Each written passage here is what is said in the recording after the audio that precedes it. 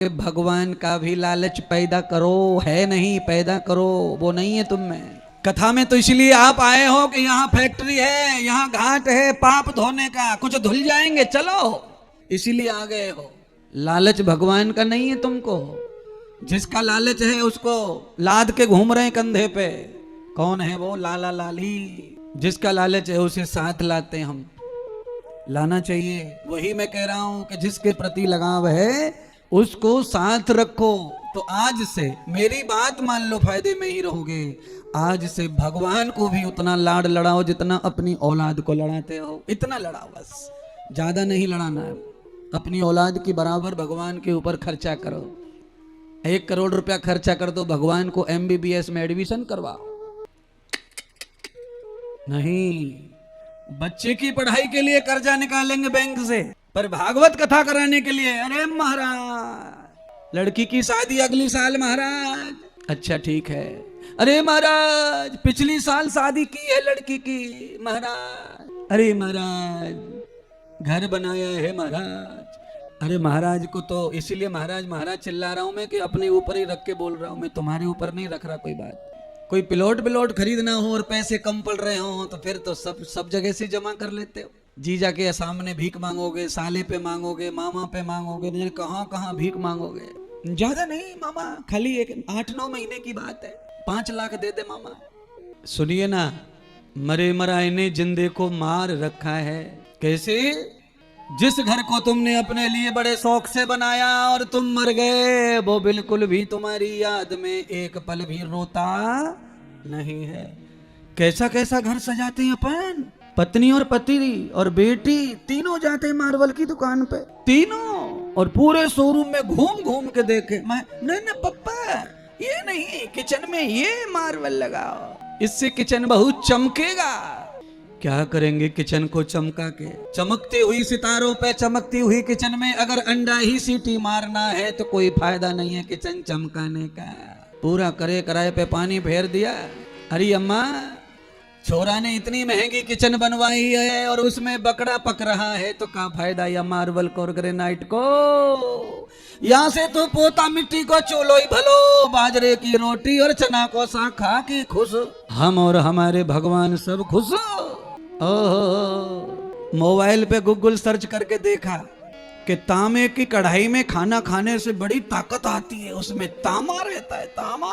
वाह, कढ़ाई तांबे की खरीद ली गई, मैडम ले आई फड़ा, दिन भर मोबाइल में घुसी रहती है। तो तांबा पीतल, कौन सी साड़ी आई है नई फैशन की, कौन सी कंपनी, मोबाइल पे देख देख के बर्बाद हो रहे पति लोग। पर पति कौन सा कम ढीठ है, वो भी पूरा ही बदमाश है।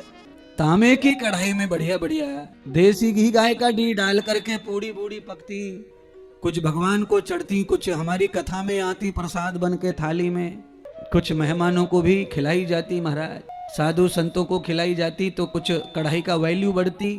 अब उस कढ़ाई में जो अंडे की भुजिया पक रही है तो कहा कढ़ाई का कहा तांबे का करोगे।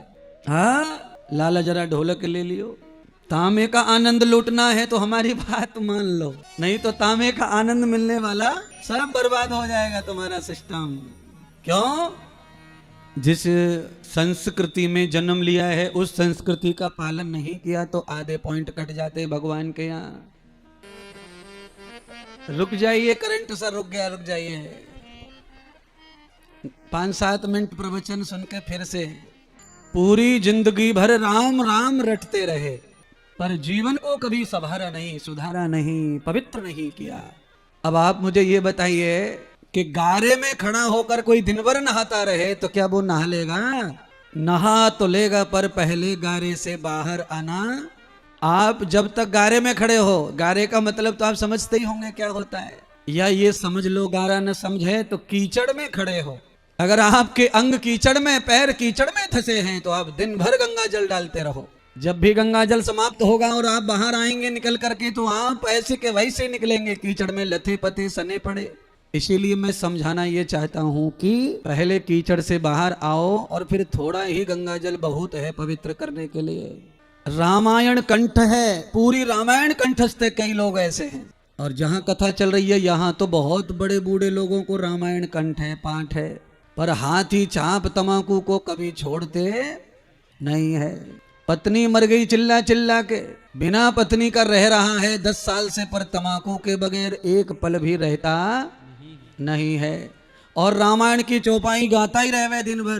कर्म प्रधान विश्व रचि राखा, जस फल बोया तस फल चाखा। सबको बता रहा है जैसा कर्म करेगा वैसे ही फल खाएगा, फिर भी तंबाकू खा रहे। पर उपदेश कुशल बहु तेरे। गोस्वामी जी कहते हैं दूसरों को उपदेश देने वालों की पूरी बाढ़ आई हुई है, पर रामायण का, गीता, भागवत का उपदेश अपने लिए कोई नहीं कह रहा और सुन रहा है। सब केवल पाप के लिए, पुण्य के लिए कर रहे हैं कथा। अगर मेरे सिद्धांत माने आप, तो मेरे सिद्धांत मेरे कोई निजी नहीं है, मैंने कोई किताब नहीं लिखी है। हमारे जो ऋषि महर्षि जो तपस्या करे चले गए, जो दे के चले गए अच्छी अच्छी बातें, वो तो यही कहते हैं कि राम जी का जो स्मरण है, राम जी का नाम जाप का जो फल है, राम जी की सेवा का फल है, धर्ममय जीवन जीने का जो फल है, वो एक क्षण से भी आधा क्षण काफी है, पर वो पूरा का पूरा विशुद्ध और शुद्ध होना चाहिए। गोस्वामी जी तो यहां तक कहते हैं कि आधा पल से भी आधा पल अगर भगवान का नाम जपा हो जाए, याद हो जाए, पर निश्चल मन हो, निर्मल मन हो, तो उतने से ही काम हो सकता है। अच्छा भैया लाला सफेद कपड़ा वाले, हल्की हल्की दाढ़ी, हाँ तुझसे पूछ रहा हूं, आंख को परेशान करने के लिए लाल मिर्ची कितनी होनी चाहिए? इतनी? अच्छा होशियार है छोरा, तुम बताओ। इतनी? बिल्कुल सही है, दोनों तरफ से सही चल रहा जवाब। आंख को हलचल करने के लिए, तड़फड़ाने के लिए लाल मिर्ची की जरूरत कितनी है वो तो बताया सबने, इतनी उतनी होना। पर मैं और बताना चाहता हूं तुम्हारे सवाल को कि लाल मिर्ची में खाली टच करना है उंगली को, और लाल मिर्ची को कपड़े से पोंछ देना है उंगली से, उसके बाद काजल लगा ले, पता चल जाएगा। लाल मिर्ची बिल्कुल भी हाथ में नहीं बची, कपड़े से पोंछ दी, उसके बाद भी भूला बिछड़ा हाथ लग जाता है तो लेने के देने पड़ जाते हैं। तो लाल मिर्ची और आंख का जितना संबंध है, ऐसे ही जीव और ब्रह्म का संबंध है। केवल पर पवित्रता की जरूरत है महाराज। लाल मिर्ची दिखाई नहीं दे रही हाथ में, फिर भी आंसू निकाल दे। और रविवार के दिन डायरेक्ट 1.5 किलो बकरा खा गया है छौंक के, लहसुन प्याज अदरक डाल के 1.5 किलो रौन दिया, दारू पी गया आधा आधा। और सोमवार को भोले बाबा पे जल चढ़ाने मंदिर में सबसे आगे खड़ा है। क्यों खड़ा है? 1 लोटा जल और सभी समस्याओं का इसीलिए खड़ा है।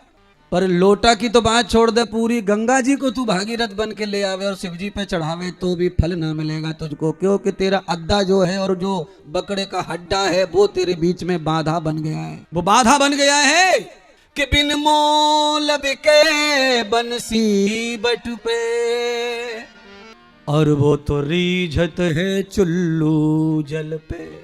तांबे की छोटी सी चमची आवे, 1 चमची पानी पे, वो तो भगवान प्रसन्न प्रसन्न प्रसन्न हो जावे। तो रबड़ी रबड़ी तुम खा लो, खाली तुलसी का पत्ता चढ़ा दो, भगवान फूले ना समारे। हीरे मोती सोने चांदी के मुकुट पहनाओ, भगवान को कोई खुशी होने वाली नहीं है। क्योंकि ये हीरे मोती सोने चांदी तो भगवान ने सब धरती में फेंक दी, हट बकवास। और उसके ऊपर पहाड़ के पहाड़ मिट्टी डाल दी, ये नहीं होना। लोगों ने कहा नहीं महाराज अच्छी चीज है, अच्छी चीज है। तो भगवान ने कहा अच्छी चीज है तो चलो तुमको दे दी, तुम ही खोदो, तुम ही खाओ, तुम ही मालिक। तो सबरी सोने चांदी लोहे के मालिक हम और तुम ही है महाराज, हमारे तुम्हारे नाम पे ही है सबरी खदाने। भगवान को सोना चांदी हीरे मोती चाहिए होते तो भगवान क्षीर सागर में रहते ही सारे मोती वहीं इकट्ठे कर लेते, तुमको लेने नहीं देते एक भी।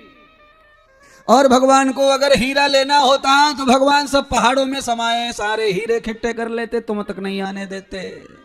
इसका मतलब है भगवान को इन पदार्थों की बिल्कुल भी जरूरत नहीं है। तो भगवान को क्या जरूरत है फिर? भगवान को जरूरत अगर कुछ है तो वो केवल एक ही है, और वो है भाव। तुम्हारा भाव, तुम्हारा भाव क्या है, बस वो भगवान को पसंद है।